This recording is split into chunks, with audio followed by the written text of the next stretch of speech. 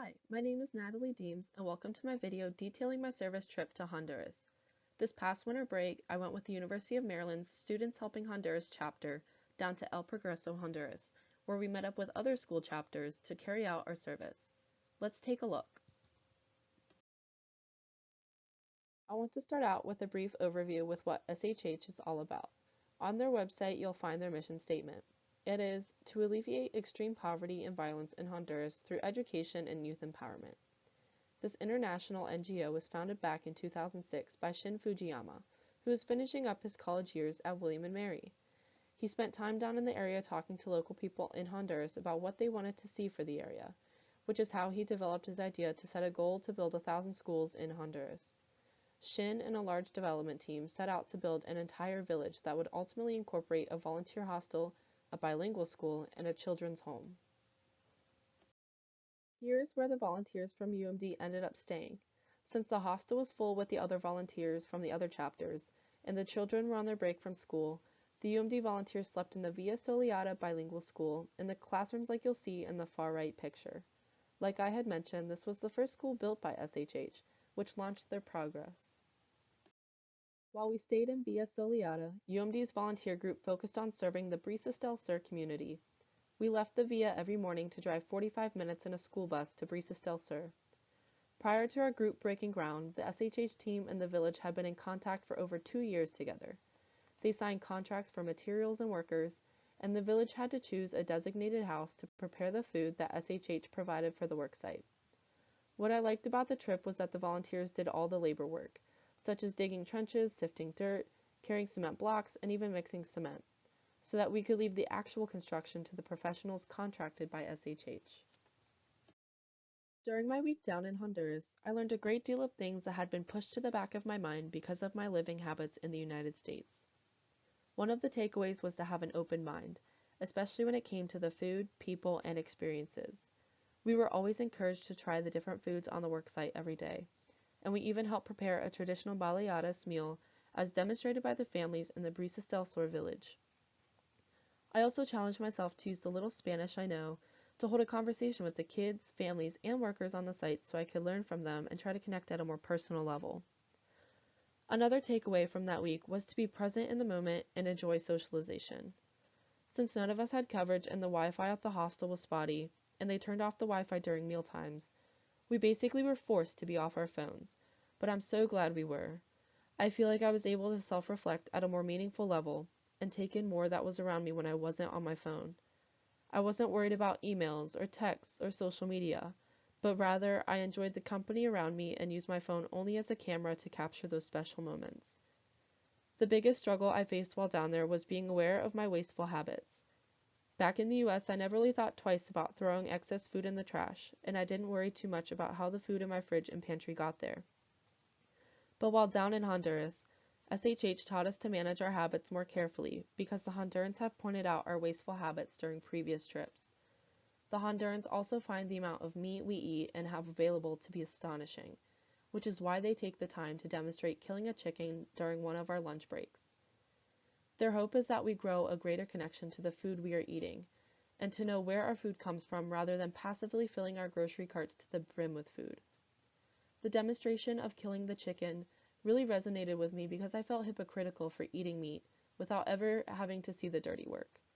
I was squeamish during the demonstration, and I realized that I almost didn't deserve to eat meat if I couldn't handle taking the life away from the chicken.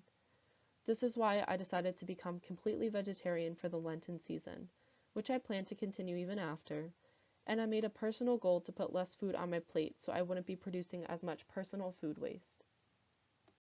With each of the discussion boards, I noticed a theme in each that was relevant to my service trip in Honduras.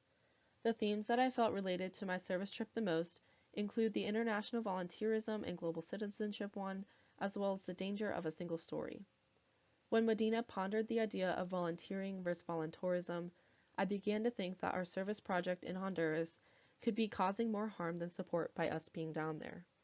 The hostel had the burden of providing food and shelter for us volunteers, which came partially from the community farm that the other parts of the village used.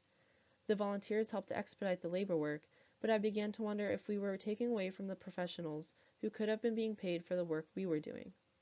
In addition to the amount of resources spent on us volunteers, I also worried about the attitude we were conveying down there as volunteers.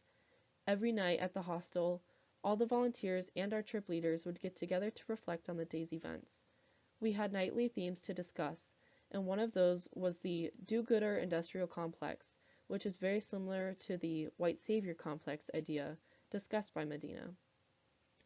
Both complexes stem from the idea that there is a level of inferiority between the volunteers and those receiving help in the host country. What happens a lot of the time is that those who are volunteers on these trips are seen as saviors or do-gooders by their family and friends back home. The negative stereotypes of the people in the host country then get further perpetuated because people are uninformed of the actual events happening down there and don't get to experience the personal lives and stories of the people down there.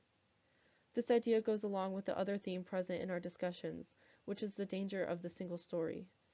I was excited to write about my thoughts in this post because we had also had the same discussion down in Honduras during one of our nightly reflections as a group.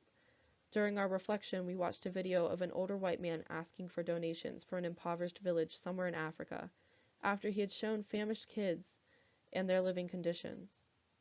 We then watched another video of a 9-year-old boy in Africa reciting and acting out an entire Arnold Schwarzenegger scene perfectly. The contrast of the two videos was jaw-dropping, where the first video boxed in the idea of an African village that needs saving by our money, and where the other video demonstrated a young boy's shocking photographic memory talent and bright personality. I didn't want people who knew I was on the service trip to come up with the same single story like the one video with the old man asking for donations showed. I wanted people to see the authenticity of my trip and to know that the experience was unlike anything I would have ever imagined possible. I wanted people to know about the stories of the people around me, like the girl I spoke to who had dreams of becoming a doctor someday, so that the people of Honduras wouldn't be placed in a single story. There were countless lessons learned on this trip that I will carry with me for the rest of my life. Specifically, career-wise, I want to be a physician assistant, which requires me to listen to my patients and their symptoms so I can treat them properly.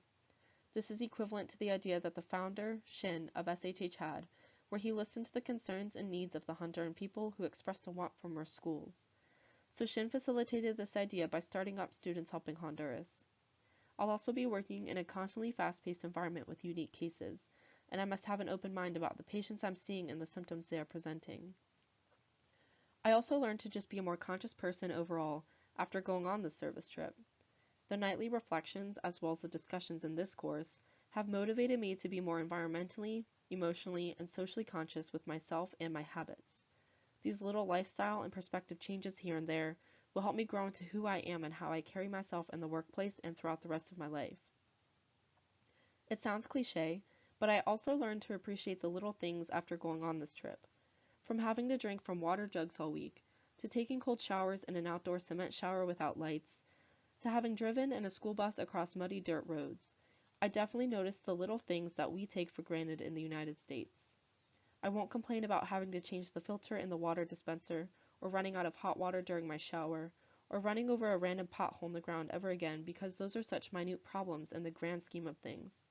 I have learned to disconnect from technology and social media, to appreciate the company around me and to enjoy the present. I have realized how fortunate I am to have the things in my life that I do, and I have come to appreciate different ways of life after returning home from Honduras.